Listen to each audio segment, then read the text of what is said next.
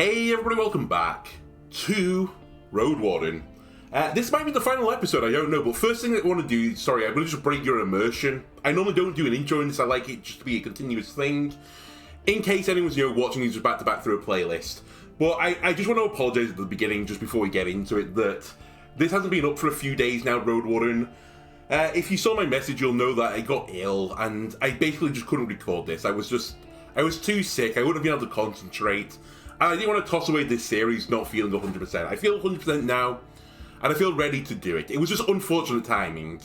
We're on High Island right now. The reason I'm saying this might be the finale is I think this is like the end zone. And once I've done this place and assumed I can find some fortunes, then I'm going to retire the run basically when I get back to the mainland, because I won't be welcome back at the tribe anymore. They've already said they will slaughter me. And honestly, some of the petty squabbles that are going on up there, I'm not that interested in anymore. We just wanted to, make money and drink pina coladas in the south, and that's what I'm looking to do. Anyway, back to the game. For a few more minutes, you walk by the remnants of past dwellers, the scraps of fabric, stone balls, a spot with broken chairs and a table. You walk past a few anxious bats and salamanders and plenty of spots from which water drips into the tunnel. Sooner or later, the stream will break through one of the countless cracks and reclaim its old bed. You freeze when your light touches the black and creamy fur of a beast. Not sure if you should run, you give the monster a chance to turn its boulder-like head, capped with a single horn that's the size of an adult human. The creature may be as large and heavy as a house, but its eyes open one at a time, slowly, as if they haven't decided yet if you're really here. I look left and right. The creature almost fills up the width of the tunnel. Your crew looks paralysed with eyes wide open. You lower your voice to a whisper. I want Dalit to tell me here. What would you do, Dalit? Because she's the hunter. She scoffs. Brought any giants with you? Or living dragons? Ajiri, any ideas? Her lips barely move. Do me touch it. Let's hear it, Svi. What am I, a hunter? Quintus, any ideas? He pays no attention, too afraid to move. Right, I'll handle it. It blinks, observing your torch. Oh my god. I did also say in the last episode, if we die now, I'm just ending the series. Please don't die 2 minutes into the recording. That would be too brutal. It's black and white. It's as big as a house. I don't know if I want to be... Maybe we try to be vulnerable here. We play dead. I reach towards its horn. Listen, I really need to get to the other side. Oh my god, I hate this. Can I see what the other options are? Nice cave you've got here. I'll just walk by you, alright? Who's a sleepy nightmare monster? Just walk around it. I step away slowly, raise a dragon horn to my lips and blow as loudly as I can. Ooh, that's interesting.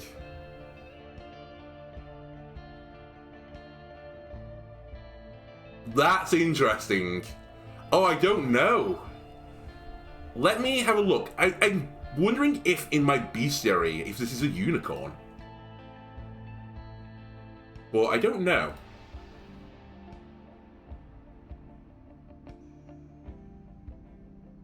Golems, harpies, griffins. Do I have unicorn in here?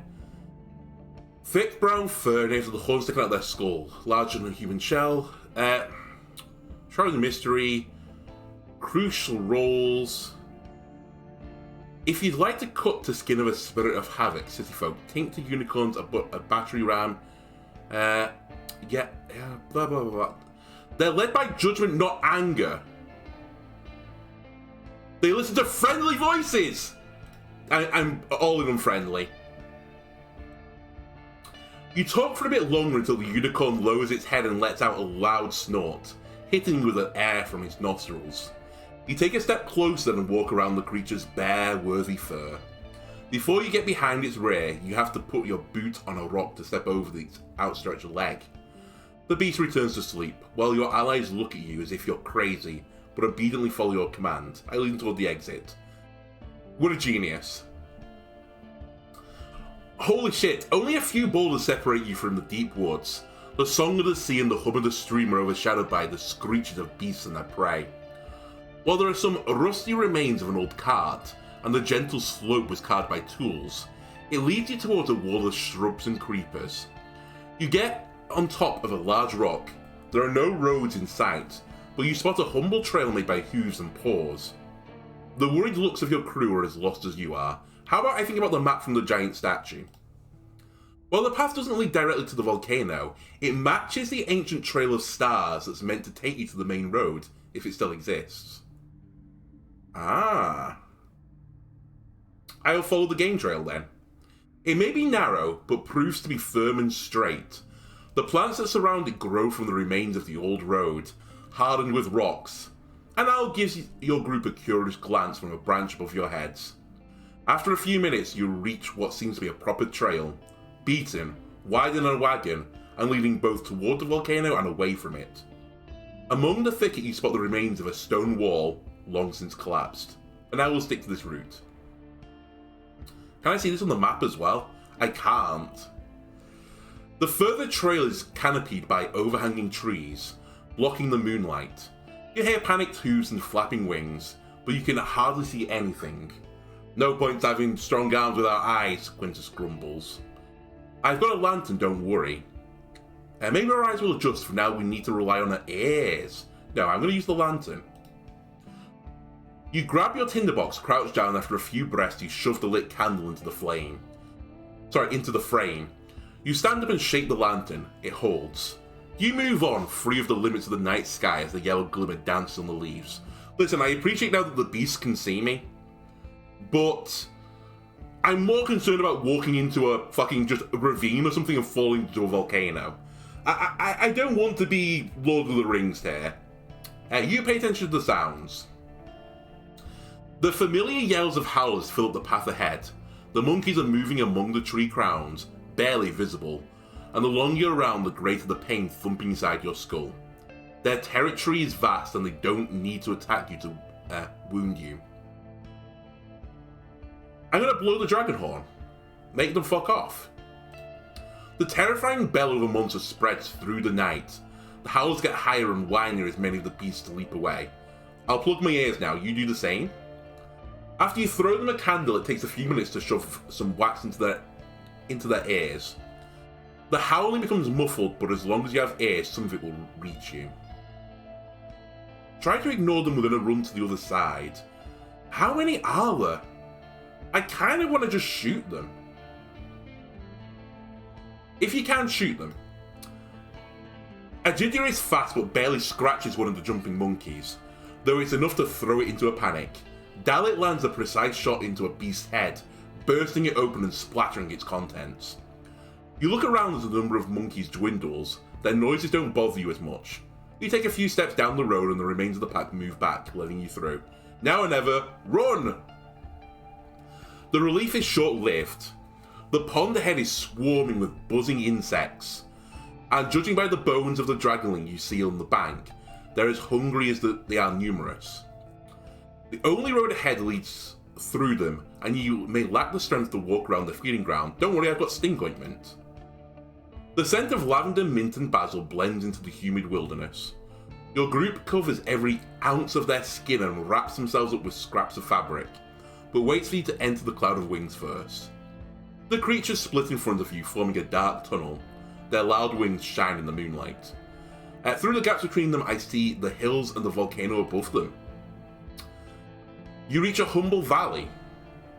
The trees here are sparse, and the stream, while gentle, has completely distorted the path.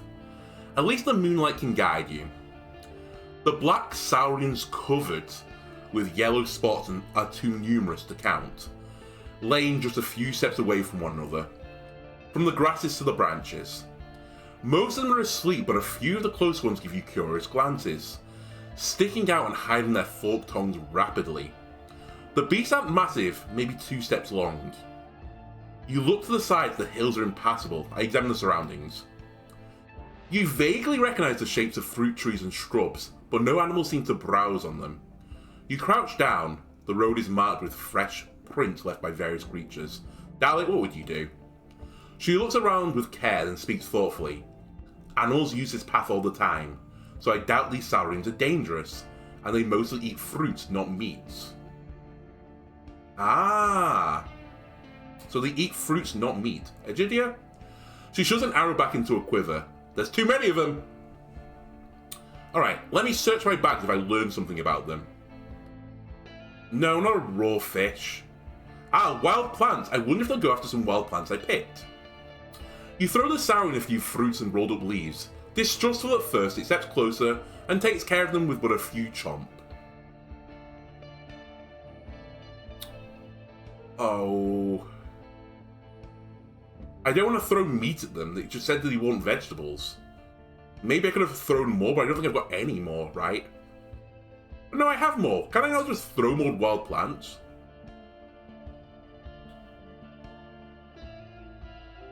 I think it's better for us to stay on the main path and just run by them quickly. You adjust your equipment and dash forward. The first few surprise beasts move out of your way, but their loud hisses and the splashes they make in the flowing water alert their companions. The largest ones are ready to face you, and you just barely find a gap between them. Unscathed, you get out of there, and so does the rest of your group. The valley once again turns into a lush forest. The path there is even narrower than it was before. I glance at the volcano. We're halfway there! Whoa! Volcano on an island! The path ahead is overtaken by the thicket, but the fatigue is catching up with you. The remains of a hamlet have no dwellers, other than the rats and snakes. We should rest here, you say to your companions. You find a flat rock, cover it with your cloak, and let yourself sit idly for a bit before you open your bags. You may not find another time to have a few bites of food. Svi makes an annoying scoff and keeps wandering about examining the shrubs and bushes. Egidia sits by the ruined tower by herself, wipes her forehead with a cloth and takes her boots off. Dalit sits down on another rock and grabs a bone comb. What a mess, she giggles. Any chances we found ancient mead storage, mumbles Quintus, then sits down on the ground, leaning against a tree. Let's try and see what these ruins used to be. Judging by the stone wall and the now collapsed tower, it could have served as a shelter for 24 humans at once. There are no remains of any sheds, working stations or tools, and you see nothing unusual about the surrounding rocks or plants. Alright, I look up at the night sky, seeking a sign from my ancestors. Oh, long minutes go by and your breath gets slower, your eyes sharper. Among the stars and clouds, you see the shapes of your tribe's home. Your exhausted questions and requests turn into certainty. You can do this, a voice in the wind tells you, sending chills down your spine. That was +2 vitality then, that was pretty good if I needed it. I'll meet Dalit's eyes. She gives you a playful smile but says nothing. A new ponytail reveals her small ears. Egidia? She returns your gaze and gives you a kind smile. She's ready for the next challenge. How are you hanging, Svi? Very green, this forest! He sounds as if he's talking to himself, but then brings you a few wild fruits. Here, I found more than I can eat! Quintus, you still alive? Duh, he mutters while looking into his bag, then smiles at you. It's easier than I thought, and a good thing I brought no crossbow to slow me down. I can't see shit. Want to take the quarrels that I forgot to unpack? Oh, thank you for the quarrels. Okay, then we're gonna carry on then. I think it's time, we've rested. Let's move on. Oh, you climb to the top of the wall and get a look ahead. The trail must have overgrown only recently, but the thorny bushes won't be crossed easily. Reaching the beaten track that leads to the proper woods will take some effort. I don't need the withering dust anymore, I will use it all.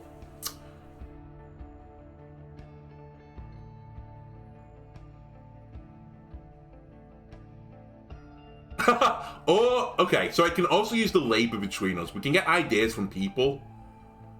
The golem glove! I can use the golem glove! Okay. Let's use the golem glove. While you have to look out for thorns, your fierce grasps help you break and pull any stem that opposes the cuts of your blade. Right, I'm going to use a large part of the withering dust, but I'll save some for later. After covering your skin and drawing a mug full of stream water, you spread the poison on the ground, step by step, and form a passage of twisted burnt stems, still hissing as you move them from the side with your boot. Alright, we're gonna have to ask for help for the rest. While not every soul in the crew is of great strength, you make slow progress. Once you reach the next section of Old Road, you take off your thick gloves. Excuse me, stone gauntlet. Make sure there are no thorns stuck in your pants. The road goes straight forward, suddenly getting much wider. The ground is surrounded with collapsed branches, trampled seedlings, and dead road deer. But judging by the beaten path and the pebbles under the surface, this trail is as old as the previous ones. I think about the map from the giant statue. You've no doubt that this trail is the main road to the volcano, but it's not the only route. According to the stars portrayed on the statue, there should be a shortcut somewhere around here. A narrow one, but much more direct. Oh, sure, I'm going to take the shortcut. Behind a few fallen trunks, you find the remnants of the path. The rotten, dug-in wooden stairs leading up the hill offer no support, but there are plenty of paw prints on the ground and claw marks on the trees. It's now a convenient game trail. I call to the others, let's see if this path is clear. The narrow, twisted path takes you to a creek, then down the human-carved tunnel leading through a rocky hill. The closer you are to the volcano, the more signs of humans you find. The abandoned tools, the overgrown fences and fire holes, the fruit trees and trimmed centuries-old oaks. The ribbon of smoke hides the stars behind it, though you still can't smell it. The mountain's upper half is black and grey from cold lava and ashes, while the lower half is mostly green, with short, bullish trees and thriving flowers bathing in the moonlight. You see the shape of an open gate at the end of the road. This is it, the path to the mountain. The mountain, the volcano, you idiot. The stone posts are dark from dust, but as good as new, even though the crooked planks of the wooden leaves are beyond restoration. Seeing nothing on the top of the wall, you enter the partially buried ruins, with humble buildings sticking out from the layers spit out by the volcano. It takes only a few breaths before the first enemy jumps on the road from the roof of a ruined hut, and your crew prepares their weapons. It's a head shorter than you and walks on its hind legs, but it has the head of a raccoon, though its ears are too small, the fangs too long, and the eyes resemble those of an ape. Despite its human-like posture, it leans slightly forward, with arms curled up. It has no tail and keeps sniffing, as if it barely sees you. Next is the boar-headed beast, with two sets of remarkable tusks, and bristles instead of puffy fur. Then they're joined by two long-tailed rat folks, and fox folk, and a lizard folk. "Don't panic!" squeaks Svi, hiding in his hood. I look for the leader of the pack. The tallest one of them is the beast with deer antlers. It steps forward and crouches down, touching the ground with an open palm. It doesn't make a sound, but pierces you with an almost human eyes. Its pack blocks the twisty path forward that is carved in the mountainside, narrow and completely open from one side. You think of the tales taught to all children in the Dragonwoods. The beast folk may be destructive, but if not threatened, they're willing to trade.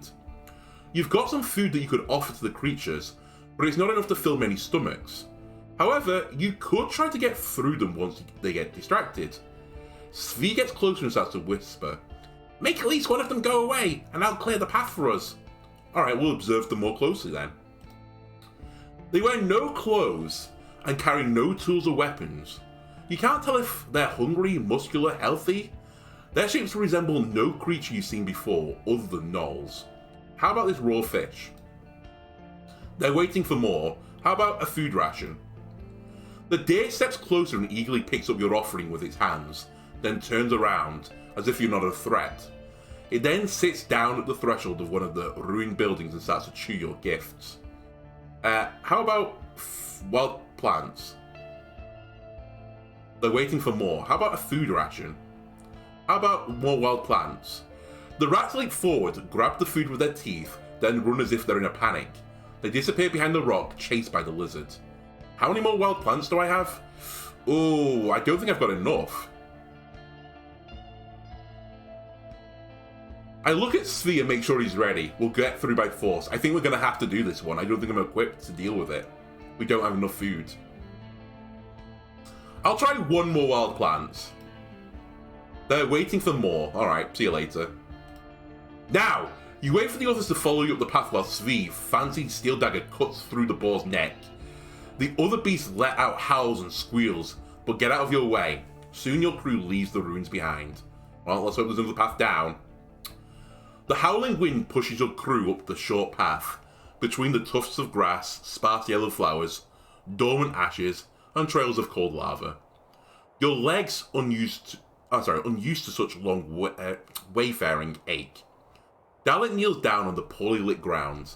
Someone was here long ago, she says, but went only in one direction. I followed them slowly, looking out for animals. There aren't many signs of past dwellers. The burnt cart, the collapsed shed, the digging tools made of antler or rusty steel. The trail ends in the cave mouth. The leads of the gate are made of stone, now ajar. You push aside the battering ram. Less work for us, chuckles Quintus. I drop my heavy bags on the ground. Be ready to fight in the narrow corridor. The light you're carrying guides your group through the complete darkness. The polished walls of the tunnel, free of pointy rocks, were no doubt carved by human hands. Your steps are loud, unlike the gentle draft and the deep stream even. You pass by another corridor buried by the mountain.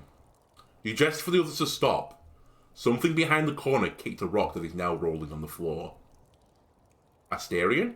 Where I sneak forward with my axe ready to strike. I think we sneak.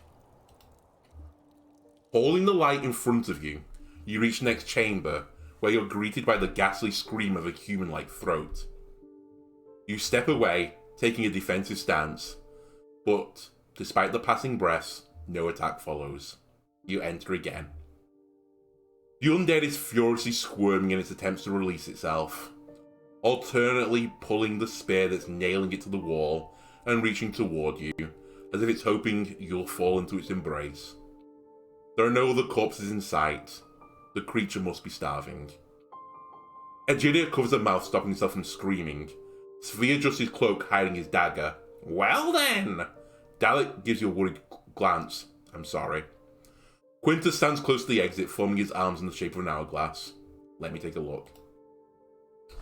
The half-rotten flesh and the worn, torn tunic tell you little, but Asterion's short shell is still wearing the mail you were told about. Now rusty.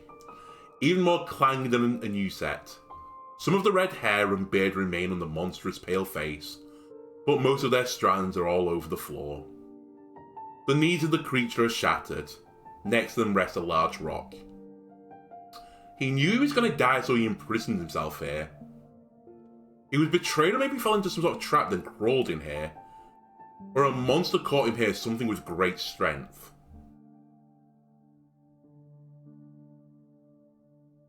I think he imprisoned himself in here. You step closer. The undead does its best to throw itself at you, but it's not strong enough. Honestly, we have enough quivers. I just need one precise shot from my crossbow. The quarrel shatters the skull, scattering its pieces over the chamber. The corpse leans forward, loosely resting on the haft of the spear. Your crew remains silent. The light flickers. I carved my name on the wall with a tool of destruction. Why? I search the shell's bundles. 20 dragon bones! Svi is eager to assist you. Among the decomposing soggy bags and pouches, you find a humble bunch of coins threaded on a bowstring. Far from the 50 that you were asked to find by Pelt's innkeep. Other than that, you find no potions, weapons, or travel kit. Only a few unassembled torches. Egidia, are you okay? Ah, shit, fire! Her shoulders slope as she steps away. Is this knee weird? How souls like his get swallowed by the forest, whilst Fire sits on a throne of dragon bones? She gets weaker and weaker from that illness of hers, but still enough breath to lie in a scheme. Ah, it's stupid. I examine the cave. The centuries-old treasure spread among the collapsed racks and chests is mostly beyond use, but you notice a few tools and statuettes made of now green bronze. Judging by the simplicity of the chamber, it was likely more than a basic storage room.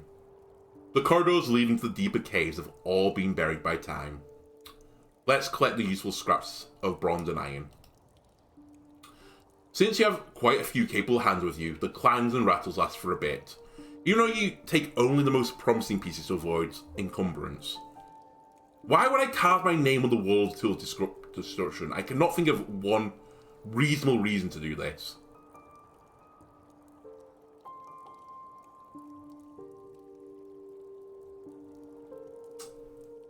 You spare the corpse one more look. Quintus is the first one to get outside. Do we burn the bones or there's just no time to waste? Honestly, I think, as much as this hurts me, I want to get off this island now. I think we just leave. In other situations where I've tried to burn the bodies, I've done what I think that me as the Roadwarden would want to do.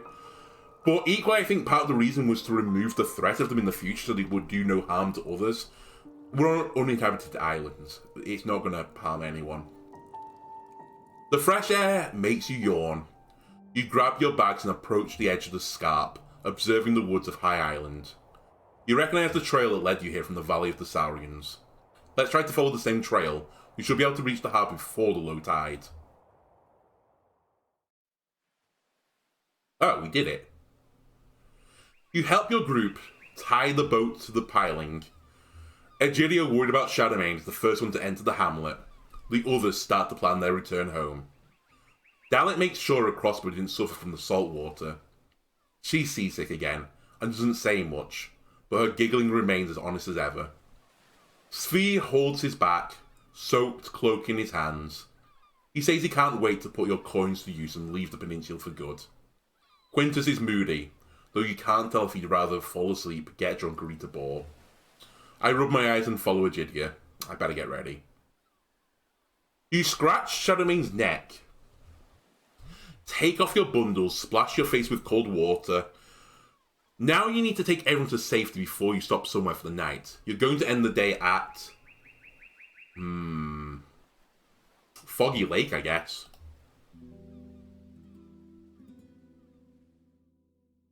The light shines on the water and the empty road. With no herbal beds or travellers in sight, the tavern looks like an abandoned hamlet. The tavern staff is sitting on the stairs, enjoying the light in silence, as they share a roasted fish. Okay, we approach Foggy. I found Asterion. After your story, she lets out a chuckle, so that's what he's been up to. Going there all by himself. What a dumb boy. She sees your look and shrugs. What can I say, love? He wasn't of much use. I wish I could get the head of his lizard. It would look plenty fine. Oh, there. She points at the bug's trophy with her broad chin. I'd like to eat one of my meals, please. She doesn't want anything of mine. Okay. Can I get to Howler's Dell?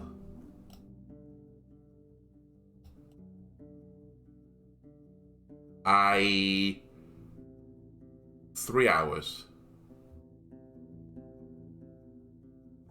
Damn it. I need 30 more minutes. Alright, we'll sleep here then. I'll rent.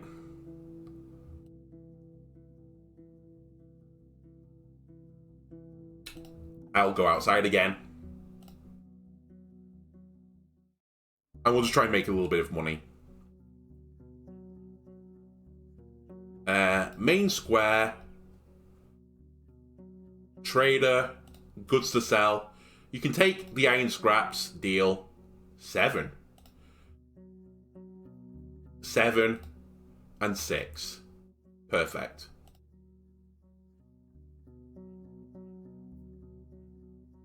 Alright, I was considering telling Elpis about what happened to Asterion. We obviously have to tell the Elder what happened. I found Asterion. His eyes widen after he mentioned the undead from a cave. Once he speaks, his voice is shaking. Awoken by the fogs. You released him from the worst fate. To know the truth. He sighs. It feels right. Alright. See you later.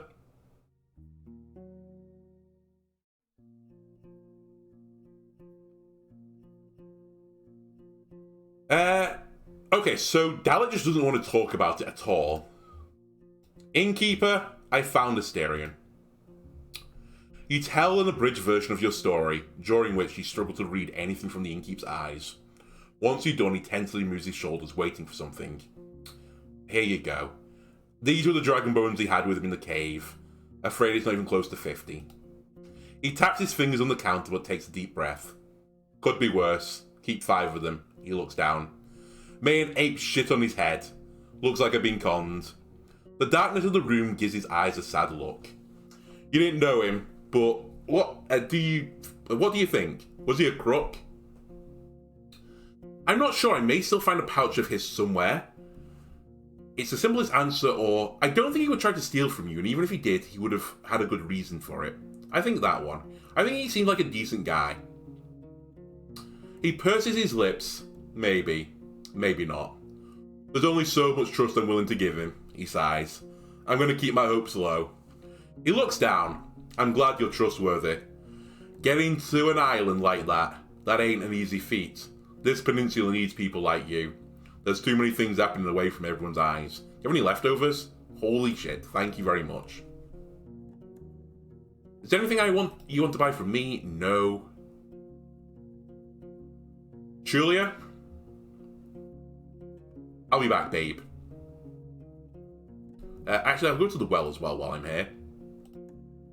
This might be my last night on this place. I want to go to here and tell you to see her.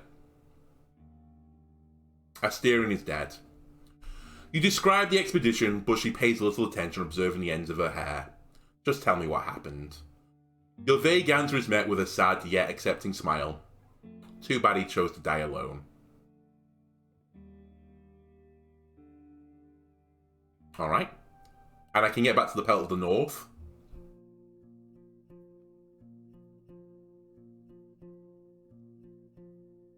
I found Asterion. Shirley doesn't interrupt you, nodding as she's keenly listening to your tale about clues and rumours, the old tribes and the awakened corpse.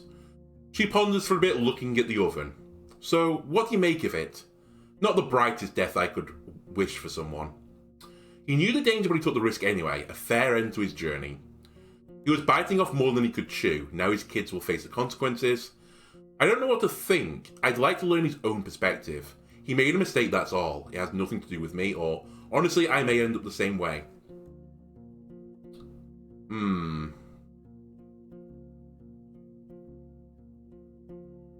You know what? I think I'm going to go with the fourth one. I think he made a mistake and that's it. It doesn't have anything to do with me. Just another job for you, isn't it? That's right. She stretches out, heads upstairs and brings you a few items. There are enough of them to make her stumble, but she covers her embarrassment with a chuckle. Well, this is part of my deal. She rests 2 weapons against the table. You remove the cloth wrapped around the spear's head. It's sharp, made of steel. The shaft is made of thick oak. Asterion must have had a pretty large hands, and it's partially covered with linen cord and leather straps, intended to support one's grip. The bow is currently unstrung, but it would be about 5 feet long. The polished red oak shines in the light. You wonder if you're too old to learn how to shoot such a weapon. I look at the things on the table. The leather pouch must be decades old. You shake it, there's a few bones inside, but also something made of metal. You reach for the earthenware bottles. 3 of them are very similar to each other, as small as your fists, and are all sealed with wax, though the tiny sticks in them will enable swift opening. Schuler explains that they contain small amounts of healing concoction. The last bottle is much larger. There are 2 letters engraved on its surface. NB. The soldier has no idea what it is. Right, finding spaces for it amongst all my bundles won't be easy. I've received his equipment. I did not expect that. So we get a bunch of healing potions and something with NB on it. Honestly, I think it's time to finish the adventure. I'm sure there's other things I can do. Maybe I can still get to Glaucia's band. I don't know how to, though. I can't find the stolen iron. I don't know where the traders went from over here. The Green Tribe are going to murder me. I don't really see a reason why I would clear this nest out right now. And you're a cunt and I would like to raid you, but I don't think I can do it anymore. I think I've locked myself out of that. So in my world, I don't know what it's going to do now. I think we'll just sell some of Asterion stuff now. Like, you'd get a pretty good amount for healing potions, pretty good amount for the spares. She rests her hands on her knees, then straightens up. I am if you are. You look outside. It's too late to ride to the other side of the Hag Hills, but you could leave first thing in the morning. Let's introduce you to Shadowmane. You can spend a lot of time together.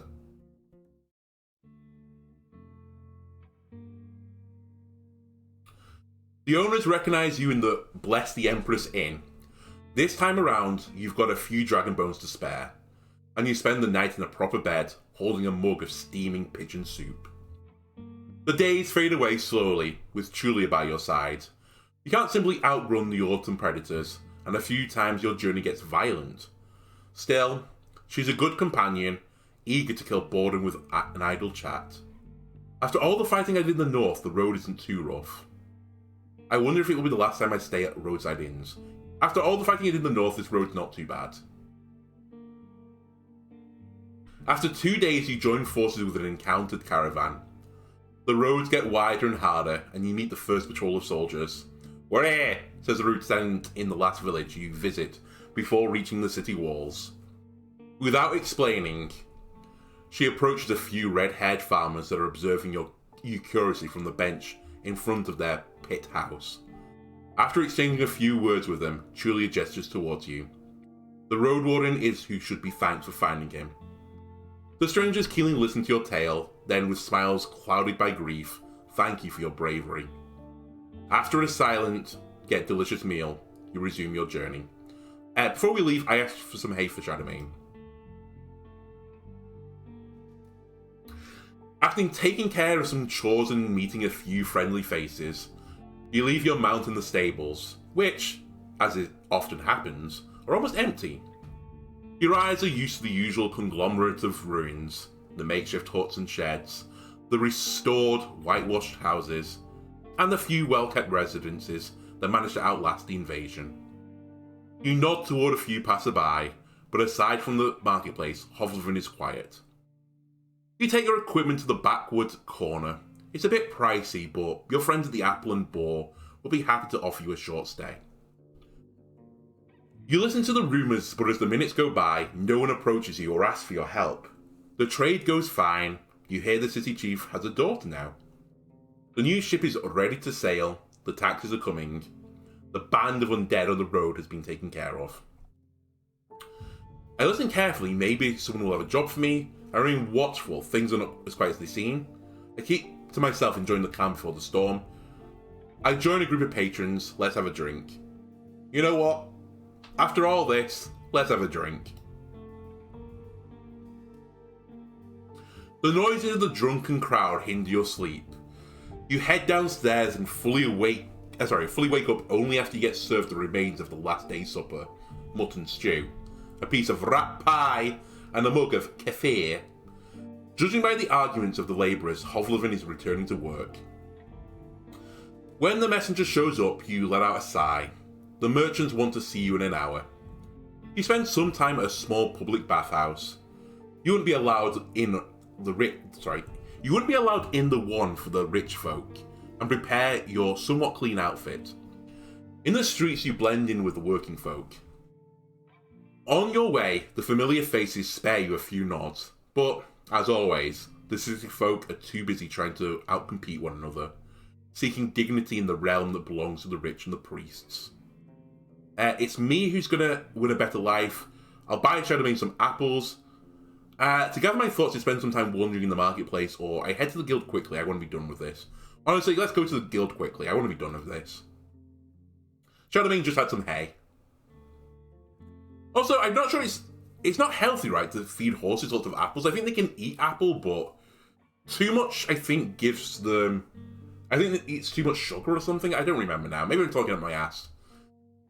After a few hours of exhausting examination, you lean against the wall, observing the arguing leaders. Their jewellery and colourful fabrics could provide for many northern families, maybe even pay for a new stronghold. You wouldn't recognise the priests of the United Church if it wasn't for their familiar faces. At least you had more than that poor wretch, mentions one of the traders. No one here remembers Asterion's name. The news you brought from the islands is of great value. You asked for something to clear your throat. Your detailed description of the peninsula made quite an impression, and you may be asked to speak with a cartographer later, and it's clear you're familiar with quite a few northerners. You fill the gaps in your report. You discuss the recent disappearance of the trading caravan, Ulysses' golem glove, the few times you crossed the heart of the woods, the way you reached High Island, the copper vein in the hands of the locals, the shelter by the northern road, the now flooded mine in the south. Still, it's your dealings with the tribes that will have the greatest impact on their decision. I recollect the blizzard of questions about the villages, or I relax and wait for them to address me. I relax and I'll wait for them to address me. The oldest soul at the table who started her life in the guild as a simple innkeep smiles at you. Where do you think we should start, Andalono? What do you mean? One of the artisans chips in. We need to discuss in detail, of course, but we can't bring guards and builders to all the villages at once. Since you know the peninsula better than anyone, where do you think would be the best starting point? Oh. How is Delhi strong, prosperous, and placed close to the valley? The White Marsh is weakened and lacks guidance. You can turn them into a perfect outpost. Creeks may be small, but has great potential and ambitions, or I shrug, I know nothing about trade. Fucking give it to the creeks. The clerk puts a wax tablet on top of the pile and opens another one, letting out a long sigh. I keep writing the peninsula. Does that place have any name? There's one I can think of. How would you like to call the peninsula? Hate Mountain.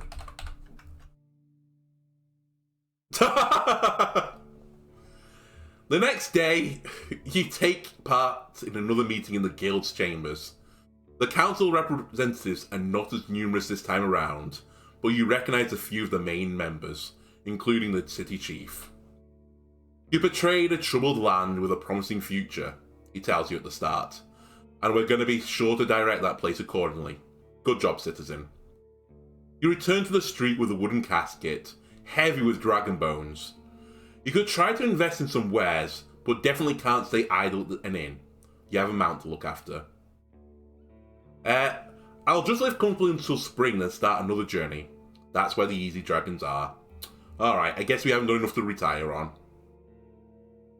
But we can live comfortably through winter. That's pretty good for me. Holy shit. I think this is the credits now. Roadwarden by Aureus. Fantastic game, by the way. The sudden flow of merchants, soldiers, explorers, and supplies shook the north. While at first the tribes opposed some of the presented opportunities, they couldn't resist the temptation of new inventions, crops, and security. After a few years, artisans, herbalists, hunters, and poor city folk started to look for a new home in this rich land, and just a generation later, the officials of Hovelvin cleared the wilderness in the southeast, preparing it for a new village loyal to its interests. While the trade route was focused on the eastern trail, Pell for the North gained quite a lot from the Roadwarden's journey, and finally became an obligatory stop for most traders. After 5 more years, they moved to the city to live off their savings, but a few of them got attached to their now safe home. They remained in the inn and started to expand it, making room for the next generation to join them. Dalit, the leader of this new hamlet, allowed needy travellers to stay in the inn free of charge. One of her most trusted friends was Chulia, who arrived at the Pelt soon after losing a squad, seeking stable work among the hunters. The people of Howlersdale gladly became a part of the new trade route, and if there were any objections, they were muffled underneath Vice's iron fist. The locals used copper from the new mining hamlet to secure their village and the roads around it. Soon new hamlets of lumberjacks, stonecutters and trappers were built, some of them employing only the labourers from the city. More and more words of the city folk sunk into the speech of the locals, and as time went on, their customs changed. After the priest of the rite arrived, the mayor was among the first souls to convert. The influence of the druids dwindled, never to recover. Ajudia spent a few more seasons alone, practicing magic and archery, until she felt ready to return home.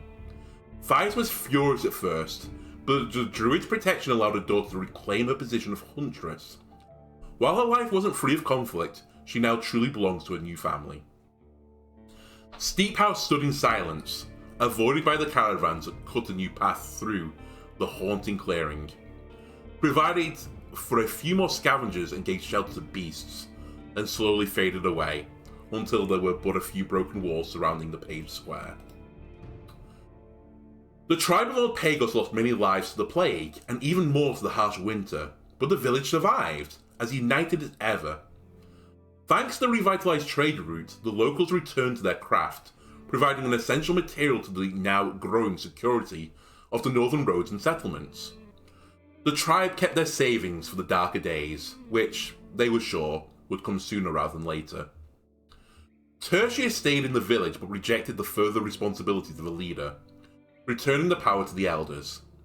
She spent a few years patrolling the roads until, humbled by the selfless help she received during her struggles, she joined the monks on the mountain, guarding them from flying beasts and escorting them on their journeys to other monasteries. Quintus eagerly joined his friends at the Pelt. His next years were full of brave hunts and drinking, until he mixed the two a bit too much, barely escaping a runner. With the help of his companions, he began his path towards maturity. The monastery left to itself lost any interest in the outside world. The years went on and the sounds of hammers and songs gave way to the wind. After a century, a group of adventurers sought treasures inside the ruins. But while there were many, the main mountain was mysteriously collapsed under its own weight, as if it was hollow inside. God, I really wish we got into this monastery, but I wasn't going to be, all chummy with them. Arentius kept his word and stayed clear of black magic, stepping into the background of local politics. While he guided his neighbours spiritually, he no longer claimed to be a prophet.